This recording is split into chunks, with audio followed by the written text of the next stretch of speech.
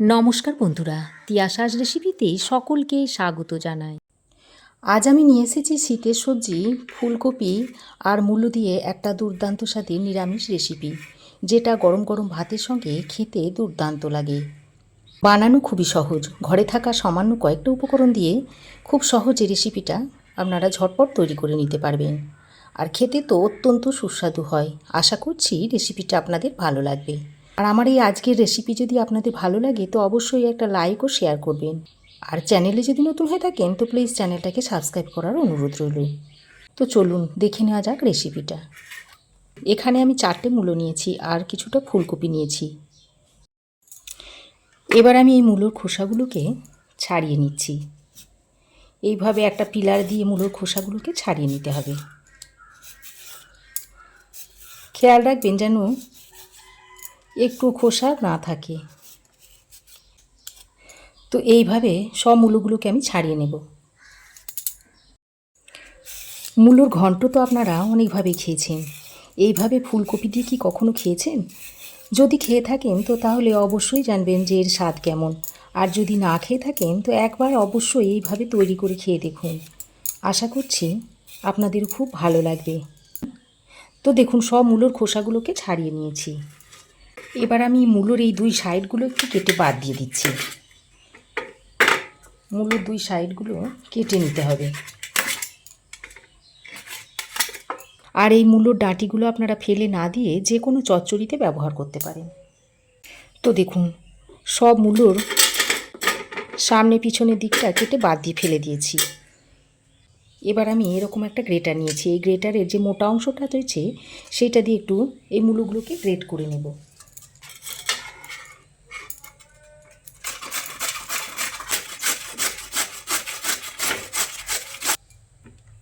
তো এরকম করে গ্রেট করে নিচ্ছি। সবগুলো মূলোকে আমি গ্রেট করে নিয়ে তারপর ফিরে আসছি। দেখুন সবগুলো মূলোকে আমি গ্রেটারের সাহায্যে গ্রেট করে নিয়েছি। এবার এই মূলোগুলোকে একটা বাটির মধ্যে নিয়ে নিচ্ছি। পর এর মধ্যে চা চামচের 1 চামচ মতো নুন দিয়ে ভালো করে মূলোটাকে এইভাবে মাখিয়ে রেখে দিতে হবে। এইভাবে নুন দিয়ে মাখিয়ে রাখলে মূলোর যে জলটা রয়েছে সেটা বেরিয়ে যাবে। আর সরাসরি যদি মূলোটাকে রান্নাতে দেওয়া হয় তাহলে মূলো থেকে প্রচুর পরিমাণে জল বেরিয়ে যাবে আর রান্নাটা তখন ঘেটে যাবে, খেতে আর ভালো লাগবে না। তো দেখুন নুন দিয়ে মূলোটাকে এইভাবে মেখে এটাকে এখন এক সাইডে রেখে দিচ্ছি। এই মূলোর মধ্যে দেওয়ার জন্য অল্প একটু ফুলকপি নিয়েছি। এবার এই ফুলকপিগুলোকে একটু সরু সরু করে কুচিয়ে নিতে হবে। এইভাবে একটু সরু সরু করে কেটে নিচ্ছি ফুলকপিগুলো। এরকম একটু ছোট ছোট করে কেটে নিতে হবে।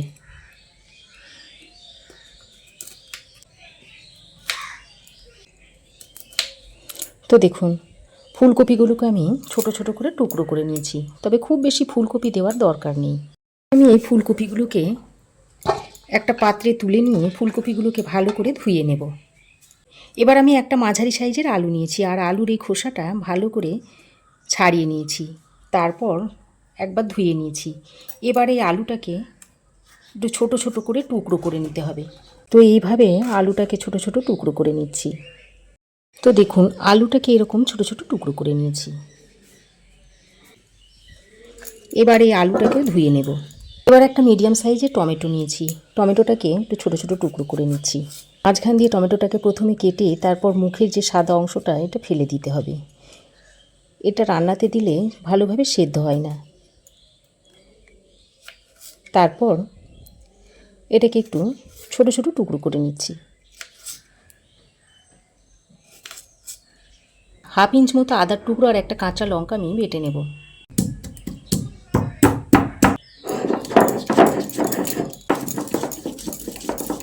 দেখুন আদা ও কাঁচা লঙ্কাটাকে বেটে আমি একটা বাটির মধ্যে তুলে নিয়েছি। এবার আমি কড়াই গরম করে দিয়ে দিচ্ছি সর্ষের তেল। তেল ভালো করে গরম করে নিয়ে এর মধ্যে কেটে রাখা ফুলকপিগুলো দিয়ে দিচ্ছি। ফুলকপির মধ্যে অল্প পরিমাণে নুন আর একটু হলুদের গুঁড়ো দিয়ে দিচ্ছি। এবার নুন হলুদের গুঁড়োটা ফুলকপির সঙ্গে ভালো করে নেড়ে চেড়ে মিশিয়ে নিয়ে ফুলকপিটাকে হালকা বাদামি করে ভেজে নিতে হবে। ফুলকপিটাকে আমি একটু ঢাকা দিয়ে ভেজে নিচ্ছি, তাহলে ফুলকপিটা তাড়াতাড়ি ভাজাও হবে, আবার খুব তাড়াতাড়ি ফুলকপিটা নরম হয়ে আসবে, যেহেতু আমি ফুলকপিটাকে ভাপ দিইনি। শীতের ফুলকপি তো, তাই এখন ভাপ না দিলেও চলবে। তো দেখুন, ঢাকা দিয়ে ফুলকপিটাকে আমি ভেজে নিয়েছি, আর মাঝে ফুলকপিটাকে ঢাকা খুলে একবার নেড়ে চেড়ে নিয়েছি। তো দেখুন, ফুলকপি খুব সুন্দরভাবে ভাজা হয়ে গেছে, আর ফুলকপিটা দেখুন বেশ অনেকটা নরমও হয়ে এসেছে। এবার এই ফুলকপিগুলোকে তেলটা ছেঁকে একটু তুলে নিচ্ছি।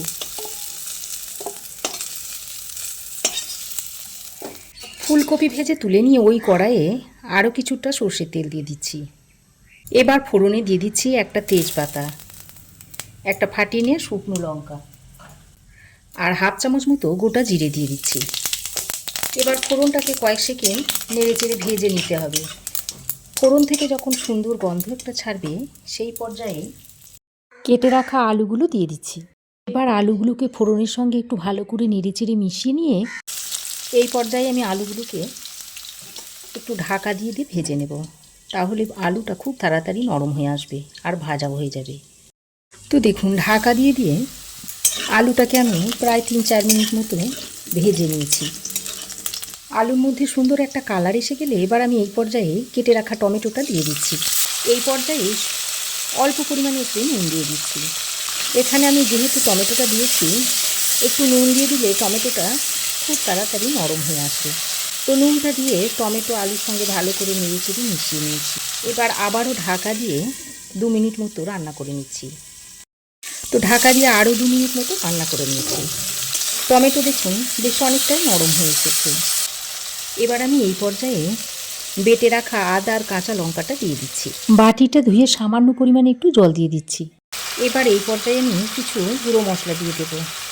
দিয়ে দিচ্ছি অল্প পরিমাণে একটু হলুদের গুঁড়ো, হাফ চামচ পরিমাণ দিয়ে দিচ্ছি জিরে গুঁড়ো, আর দিয়ে দিচ্ছি একটু কাশ্মীরি লঙ্কার গুঁড়ো।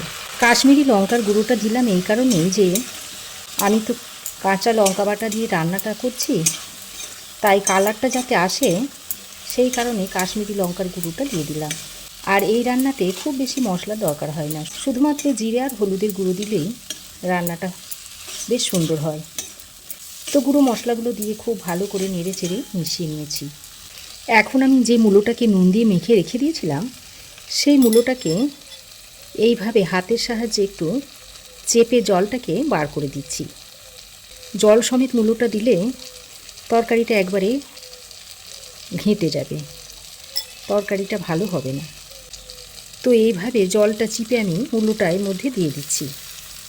আর যারা মূলো খেতে পারেন না, মূলো খেতে গন্ধ লাগে, তারা যদি এইভাবে জলটা চিপে ফেলে দিয়ে রান্না করেন, তাহলে মূলোর আর গন্ধটা থাকবে না। তো গ্রেট করা মূলোটা দিয়ে আমি সব কিছুর সঙ্গে ভালো করে নেড়ে চেড়ে মিশিয়ে নিচ্ছি। আর আজ আমি এই রান্নাতে জলের ব্যবহার করব না, তাই আমি লো টু মিডিয়াম ফ্লেমে ভালো করে নেড়ে চেড়ে আর ঢাকা দিয়ে রান্নাটাকে করে নেব। যে কোনো রান্নাতে যদি জল ব্যবহার না করেন, তাহলে বারবার ঢাকা দিয়ে নেড়ে চেড়ে রান্না করে নেবেন, তাহলে রান্নাটা খুব সুন্দর হবে। তো ভালো করে নেড়ে চেড়ে নিয়ে আমি ঢাকা দিয়ে লো টু মিডিয়াম ফ্লেমে বেশ কিছুক্ষণ রান্না করে নিচ্ছি। ওদিকে রান্নাটা হতে হতে এদিকে আমি একটা তড়কা প্যানের মধ্যে নিয়ে নিচ্ছি বড় চামচের 1 চামচ মতো তিল, সাদা তিল, সঙ্গে একটা এলাচ আর 1 টুকরো দারচিনি দিয়ে দিচ্ছি। এবার গ্যাসের ফ্লেমটাকে অন করে লো টু মিডিয়াম ফ্লেমে এলাচ, দারচিনি আর তিলটাকে একটু ড্রাই রোস্ট করে নিচ্ছি। আর এইভাবে তিলটাকে যদি ভেজে নিয়ে তরকারিতে ব্যবহার করা হয়, এর গন্ধটা খুব সুন্দর হয়। খেয়াল রাখবেন যেন তিলটা পুড়ে না যায়, ভাজা হবে অথচ তিলটা একটু সাদা সাদা থাকবে, সেই রকম করে তিলটাকে ভেজে নিতে হবে। আর এইভাবে হালকা আঁচে ভাজতে ভাজতে তিলের মধ্যে থেকে দেখবেন একটা সুন্দর গন্ধ ছাড়তে শুরু করবে, সেই পর্যায়ে তিলটাকে নামিয়ে নেব। কালারটাও দেখুন একটু চেঞ্জ হয়ে এসেছে। এবার এই পর্যায়ে আমি তিলটাকে নামিয়ে নিচ্ছি। নামিয়ে সঙ্গে সঙ্গে এটাকে একটা বাটির মধ্যে ঢেলে নিতে হবে, তা না হলে এটা পুড়ে যাবে। এবার এটাকে শিলে নিয়ে অল্প অল্প জল দিয়ে মিহি করে বেটে নেব। চাইলে এটা আপনারা মিক্সিতেও বেটে নিতে পারেন, তবে মিক্সিতে বাটার ক্ষেত্রে প্রথমে শুকনো অবস্থায় মিক্সিটাকে একবার চালিয়ে নেবেন, তারপর জল দিয়ে বেটে নেবেন, তাহলে খুব মিহিভাবে বাটা হবে। তো দেখুন, তিলটাকে আমি মিহি করে এরকম বেটে নিয়েছি। এদিকে দেখুন ঢাকা দিয়ে দিয়ে একদম লো ফ্লেমে মূলো আলুটাকে বেশ কিছুক্ষণ রান্না করে নিয়েছি। আর দেখুন আলু বেশ ভালোভাবে নরম হয়ে এসেছে। এবার আমি এই পর্যায়ে যে কপিগুলোকে ভেজে রেখে দিয়েছিলাম সেগুলো এর মধ্যে দিয়ে দিচ্ছি। এবার ভাজা কপিগুলো দিয়ে মূলো আলুর সঙ্গে আরও একবার ভালো করে নেড়ে চেড়ে মিশিয়ে নিচ্ছি। এবার আমি যে তিলটা বেটে রেখেছিলাম সেটা এর মধ্যে দিয়ে দিচ্ছি। তিলের বাটিতে অল্প সামান্য পরিমাণে জল দিয়ে সেটাও এর মধ্যে দিয়ে দিচ্ছি। আর এই তিল বাটাটা দেওয়ার কারণে তরকারিটার মধ্যে একটু আঠা আঠা ভাব আসবে আর খেতে খুবই ভালো লাগবে। তো তিল বাটাটা দিয়ে ভালো করে নেড়ে চেড়ে মিশিয়ে নিচ্ছি। আর এর থেকে যে কী সুগন্ধ বেরোচ্ছে আপনারা একবার রান্না করে দেখবেন, তাহলেই বুঝতে পারবেন। এখন আমি স্বাদের ব্যালেন্সের জন্য অল্প সামান্য পরিমাণে একটু চিনি দিয়ে দিচ্ছি, তবে যারা চিনি অপছন্দ করেন তারা দেবেন না। নিরামিষ তরকারি তো, তাই চিনিটা একটু দিলে খেতে বেশ ভালো লাগে। আর দিয়ে দিচ্ছি দুটো চেরা কাঁচা লঙ্কা। এতে কিন্তু ঝাল হবে না, অথচ লঙ্কার ফ্লেভারটা এই তরকারির মধ্যে ভালোভাবে ঢুকে যাবে। চিনি আর কাঁচা লঙ্কাটা দিয়ে আবারও ভালো করে নেড়ে চেড়ে মিশিয়ে নিয়েছি। তারপর আবারও ঢাকা দিয়ে জাস্ট 2 মিনিট মতো রান্না করে নেব। দেখুন ঢাকা দিয়ে আমি জাস্ট 2 মিনিট রান্না করে নিয়েছি।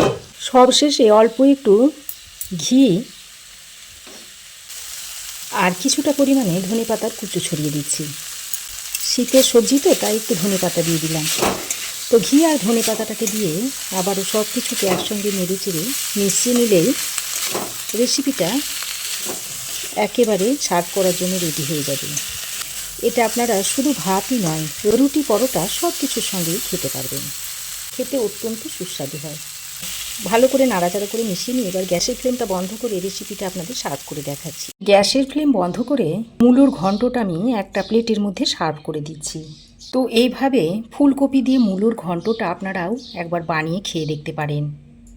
যারা এইভাবে মূলোর ঘন্টটা খেয়েছেন আশা করছি তারা জানেন যে এর স্বাদ কেমন। আর যারা খাননি তাদের কাছে আমার একটাই অনুরোধ রইল যে এইভাবে একবার ফুলকপি দিয়ে মূলোর ঘন্টের রেসিপিটা তৈরি করে খেয়ে দেখুন। আর কেমন হয়েছে অবশ্যই একটা কমেন্ট করে জানান। আশা করছি আমার এই আজকের শীতের ফুলকপি ও মূলো দিয়ে ঘন্টের রেসিপি আপনাদের খুবই ভালো লেগেছে। ভালো লাগলে একটা লাইক ও শেয়ার করবেন। পাশে থাকা বেল আইকনটাও অবশ্যই প্রেস করে দেবেন। আর আমার চ্যানেলে যদি নতুন হয়ে থাকেন তো প্লিজ চ্যানেলটাকে সাবস্ক্রাইব করার অনুরোধ রইল। আজ এ পর্যন্তই। আবার দেখা হবে নতুন কোনো রেসিপি নিয়ে নেক্সট এপিসোডে। সে পর্যন্ত ভালো থাকবেন, সুস্থ থাকবেন। ধন্যবাদ।